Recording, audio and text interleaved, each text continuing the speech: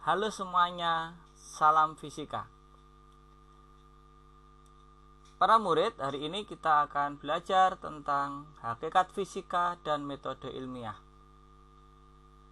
Mengapa kita perlu mempelajari tentang hakikat fisika dan metode ilmiah?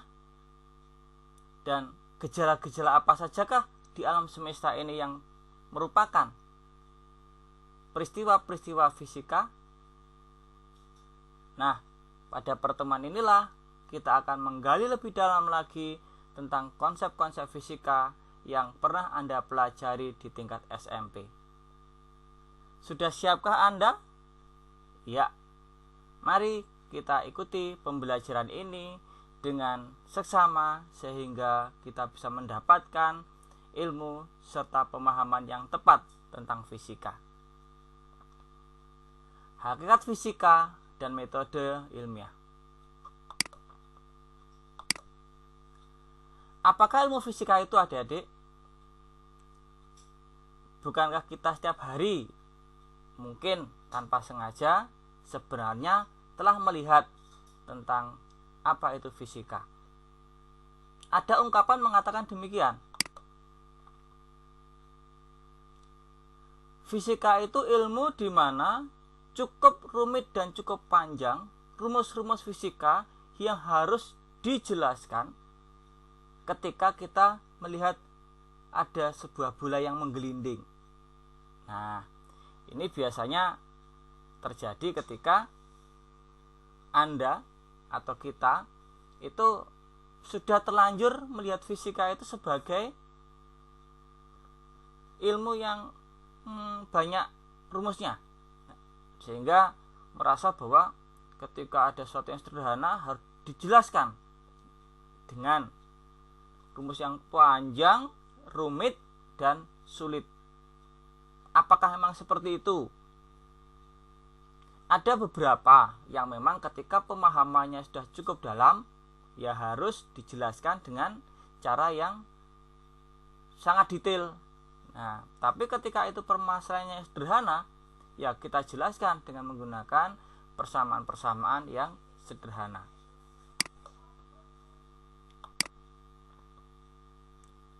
Fisika itu dalam alam semesta ini dibagi dalam banyak sekali yang namanya bidang-bidang fisika. Ada cahaya, atom, bunyi, dan sekian banyak hal-hal yang berkaitan dengan fisika yang ada di alam semesta ini. Nah, Anda menyadari tidak kalau itu semuanya ada di sekitar kita? Contoh gejala fisika. Nah, ini pelangi. Ini adalah aurora yang biasa terjadi di mana, adik-adik? Ya, betul. Di daerah kutub. Kemudian es mencair. Setiap hari pasti ketika musim panas Anda membuat minuman menggunakan es, kan? Kemudian ini penguraian cahaya. Cahaya warna putih itu ternyata kalau ditaruh pada suatu prisma begitu, maka dia akan terurai menjadi sekian banyak macam cahaya yang sangat indah. Roller coaster. Kenapa ketika dia berada di puncak begitu dia tidak jatuh? Nah, itu juga gejala fisika juga. Dan masih banyak lagi gejala fisika, bahkan gejala fisika pun bisa dipakai untuk kegiatan ekonomi dan jasa. Misalnya apa? Untuk sirkus. Nah, itu banyak fisikanya. Magnet. Nah, ini balon udara, dan masih banyak gejala-gejala fisika yang bisa kita lihat, bahkan seperti gerhana matahari, ban yang semakin tipis pun itu juga gejala fisika. Nah, ini masih cukup banyak ya gejala fisika yang mana nanti sebenarnya Anda bisa melihatnya itu. Nah, sekarang apa itu hakikat ilmu fisika? Fisika itu meliputi ada 3 hakikat utama, yaitu fisika sebagai produk ilmiah, atau kelompok dari suatu ilmu, body of knowledge. Kemudian fisika itu sebagai proses ilmiah atau lebih kenal dengan nama way of investigating. Dan yang terakhir, fisika itu sebagai sikap ilmiah, yaitu a way of thinking. Ketiga bagian ini itu menjadi satu kesatuan penuh dari satu fisika. Jadi kalau kita belajar fisika itu, ilmunya dapat, cara berpikirnya dapat, cara bertindaknya juga dapat. Kita tidak bisa memisahkan tiga hal ini, ya. Jadi jangan sampai ilmunya pinter tapi cara mendapatkannya salah, kemudian kita bersikapnya juga salah. Itu tidak boleh. Fisika sebagai produk ilmiah. Produk ilmiah secara fisika itu harus dapat diamati dan dapat didemonstrasikan ulang. Jadi kalau kita belajar tentang fisika itu tidak boleh hanya ada satu kejadian kemudian kita mengatakan sebagai fakta. Fakta itu harus bisa dilihat dan didemonstrasikan. Misalnya, bola itu kalau kita jatuhkan di Jember, kita lepaskan, jatuhnya pasti ke bawah. Kalau kita coba lagi di Kalisat, pasti juga sama, jatuhnya ke bawah. Kita coba di luar negeri, di Singapura, dimanapun, jatuhnya kemana? Pasti ke bawah. Nah, itulah namanya fakta. Jadi bisa diuji dan dapat diulang. Yang berikutnya, konsep. Konsep itu ada suatu gagasan atau suatu benda yang memiliki sifat khusus. Nah, konsep inilah yang biasanya masuk dalam ranah-ranah fisika yang lebih mendalam lagi. Jadi kita mendefinisikan, misalnya kecepatan. Apa definisinya? Perpindahan dibagi waktu. Ya, jadi hal inilah yang kemudian kita kenal dengan nama konsep. Jadi konsep ini baru definisi, belum masuk ke dalam bentuk rumus, baru definisi secara bahasa, ya, dibahasakan. Artinya apa? Prinsip adalah generalisasi untuk beberapa kaitan konsep. Jadi prinsip itu adalah suatu sifat atau karakteristik objek yang kita bicarakan. Contoh prinsip dari cahaya itu apa? Cahaya dapat dipantulkan, cahaya dapat dibiaskan. Nah, itu prinsip, ya. Benda ketika didorong atau benda yang bergerak, di situ ada gaya. Itu prinsip, tidak bisa dibantah lagi, ya. Nah, makanya kalau kalian punya prinsip tidak bisa dibantah, itu namanya prinsip. Hukum. Nah, hukum ini adalah kumpulan prinsip yang konsisten. Jadi kalau kita punya satu prinsip dan itu konsisten, itu menjadi hukum, ditaati oleh semua orang. Ya, contoh hukum itu adalah hukum Newton. Apa hukum Newton itu? Nah, hukum Newton itu kalau benda memiliki resultan gaya, maka benda itu akan bergerak. Itu hukum. Hukum apalagi yang Anda kenal? Hukum Archimedes, mengapung, melayang, tenggelam. Nah, itu juga sama. Ya, jadi sudah tidak bisa dibantah lagi dan semua orang harus taat itu.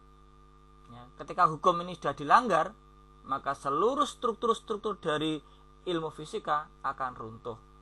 Maka hukum harus selalu digunakan dalam belajar fisika. Rumus. Nah, ini hanya membahasakan kalimat prinsip tadi, dibahasakan menjadi bentuk persamaan matematika. Sehingga biasanya sih kalau orang fisika itu selain belajar tentang bahasa, juga bisa membahasakan dalam bentuk persamaan matematika. Itu biasanya teori, gagasan atau konsep yang tidak dapat diamati oleh panca indera, tapi didukung oleh eksperimen. Jadi teori itu sesuatu yang tidak kelihatan, tapi kalau dicoba dengan eksperimen, itu ketemu sifat-sifatnya dan berulang-ulang hasilnya. Contohnya apa? Teori atom. Teori atom itu sampai sekarang itu masih menjadi sebuah teori. Kenapa? Karena atom tidak kelihatan sampai sekarang pun. Ya, tapi kalau diuji coba, atom dapat diamati karakter sifatnya. Model atau penggambaran peristiwa untuk memudahkan pemahaman. Ketika teori itu sangat susah untuk dibahasakan, maka para ilmuwan kemudian membuatkan modelnya, contohnya, gambarannya, ya, sehingga yang tidak kelihatan jadi kelihatan. Contohnya model atom menurut Thomson atau menurut Bohr. Nah, itu juga ada. Bagaimana atom itu digambarkan supaya penelitian mereka itu bisa dilihat gagasannya. Bagaimana untuk fisika sebagai proses ilmiah? Nah, ini yang kedua, sebagai proses ilmiah. Ya, harus tahapan pertama mengamati, mengidentifikasi, kemudian mengajukan pertanyaan, hipotesis, penelitian, kemudian pengambilan data, kesimpulan, dan mengkomunikasikan hasil. Jadi kalau ada peristiwa fisika itu, pertama kita lihat dulu. Setelah kita lihat, kemudian kita identifikasi. Setelah kita identifikasi, harus dimunculkan pertanyaan, mengapa atau bagaimana. Ya, jadi menggunakan pertanyaan-pertanyaan, kalau yang di bahasa Inggris kalau tidak salah adalah 5W 1H. Ya. What, when, why, where, who, dan how. Nah, itu biasanya. Jadi harus dirangkai menggunakan kalimat itu tentang peristiwa mengajukan pertanyaan. Kemudian dari pertanyaan kita mengajukan dugaan awal atau hipotesis. Kira-kira hipotesisnya apa ini dugaan awalnya? Dugaan awalnya nanti kita uji dengan penelitian. Langkah-langkah mengujinya bagaimana? Kemudian pengambilan data, hasilnya kita olah, kita laporkan dalam bentuk karya ilmiah boleh, dalam bentuk laporan boleh, presentasi boleh, atau jurnal juga boleh. Nah, tentang perencanaan penelitian. Kalau kita meneliti itu, kita akan mendapatkan pernyataan tentang variabel bebas, variabel terikat, dan variabel tetap. Apa variabel bebas itu? Nah, variabel bebas itu ya variabel yang dengan bebas dan sadar oleh peneliti itu diubah. Kita ubah-ubah, itu namanya variabel bebas. Kalau kita ubah-ubah. Nah, kalau variabel terikat itu variabel ini adalah sesuatu atau variabel yang tergantung dari variabel bebasnya. Kalau variabel bebasnya itu kita ubah-ubah, kemudian kita ambil salah satu variabel, maka bagaimana karakter variabel yang akan kita amati ini? Nah, itulah variabel terikat. Jadi variabel yang kita amati terhadap variabel yang kita perubahan. Kemudian terakhir variabel tetap. Itu variabel yang dalam percobaan itu tidak kita ubah sama sekali. Misalnya kalau masih ingat Anda dulu itu percobaan tentang rangkaian listrik.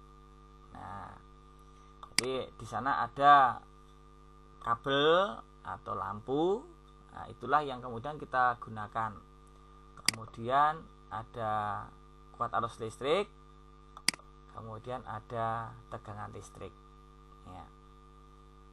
Jenis logam ini kita bisa mengubah-ubah bebas. Misalnya kita mau percobaan logamnya kita siapkan 2, besi sama aluminium.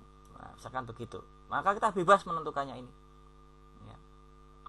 Kemudian kita menyiapkan tegangan listrik baterai 1 aja sudah cukup. Nah, sekarang kita hubungkan baterai yang tetap ini, kita hubungkan ke logam-logam yang kita ganti-ganti itu.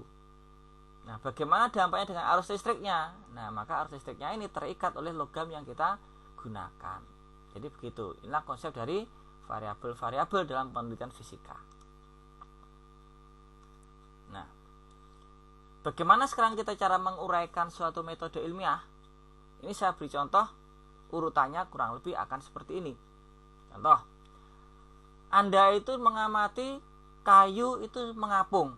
Nah, itu kita mengamati kayu itu mengapung. Tapi kalau batu itu tenggelam saat di air. Kalau kita punya kayu itu mengapung di air. Tapi kalau batu tenggelam di air. Kita mengamati fenomena seperti itu. Bagaimana sikap ilmiahnya berikutnya?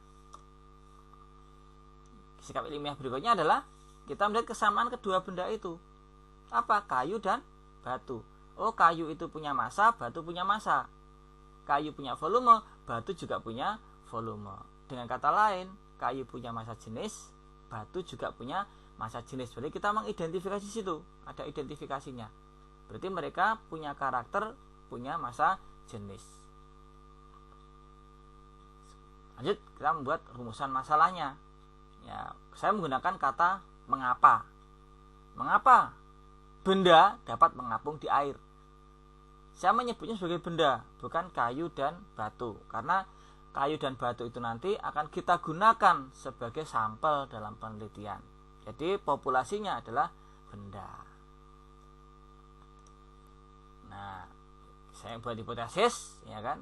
Setelah membaca sekian banyak buku, kemudian kita buat hipotesisnya. Massa jenis benda itu lebih besar dari massa jenis air. Atau yang kedua, massa jenis bendanya lebih kecil dari massa jenis air. Itu hasil dari konteks literasi bacaannya. Jadi sebelum kita melakukan penelitian, memang kita harus sering banyak-banyak membaca sehingga kita bisa melakukan rumusan masalah dan membuat hipotesis. Nah, tahapan berikutnya merencanakan penelitian, menentukan variabel-variabelnya. Maka variabel-variabelnya yang bisa kita ganti-ganti tadi apa? Kayu sama batu. Jadikan variabel bebas. Variabel terikatnya, nah batu dan kayu itu nanti akan apa yang terjadi?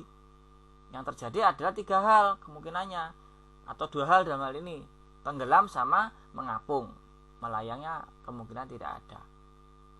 Kemudian terakhir variabel tetapnya, apa yang kita buat tetap? Nah, massa bendanya kita buat tetap. Jadi kita ambil kayu yang massa sekian kilogram, batu pun juga harus sama sekian kilogram. Setelah menentukan variabel, kita buat prosedurnya. Nah, prosedurnya itu adalah alat dan bahan, alatnya apa saja, ya. Kemudian alat ukurnya yang kita gunakan apa. Ini yang harus jadi penekanan sungguh-sungguh, bahwa belajar tentang metode ilmiah harus ada alat ukurnya. Tidak boleh dikira-kira, maka alat ukurnya harus selalu ada. Kemudian bahan, air, batu, dan logam. Ya, untuk alat biasanya sih alatnya ya kita bisa menambahkan misalkan lap, kemudian alat-alat ukur lain selain alat ukur yang punya skala. Ya, kita bisa menambahkan itu. Ya, lampu penerangan, kamera atau apa itu bisa disebut sebagai alat. Tapi kalau alat ukur, alat yang punya skala itu alat ukurnya. Setelah menentukan alat, kita menggunakan langkah percobaan. Nah, ini urutannya kurang lebih. Jadi harus bisa membuat langkah percobaannya yang akan kita lakukan. Menimbang massa benda, mengukur volume benda, meletakkan benda ke dalam air, kemudian kita amati peristiwanya. Kayu taruh, kemudian mengapung, batu dimasukkan 1, tenggelam. Ulangi lagi, jangan-jangan ada yang salah. Nah, ini untuk melihat fakta. Batu masukkan lagi, tenggelam. Kayu taruh lagi, mengapung. Nah, itu dapat diulang-ulang sekian kali untuk membuktikan itu ada fakta. Kemudian pengambilan data. Nah, ini harus diingat-ingat, sebutkan waktunya kapan, tempatnya, dan dokumentasi. Jadi di foto atau di video, supaya orang bisa melihat bahwa apa yang Anda lihat ketika nanti Anda publikasikan, nah itu orang bisa mengiyakan.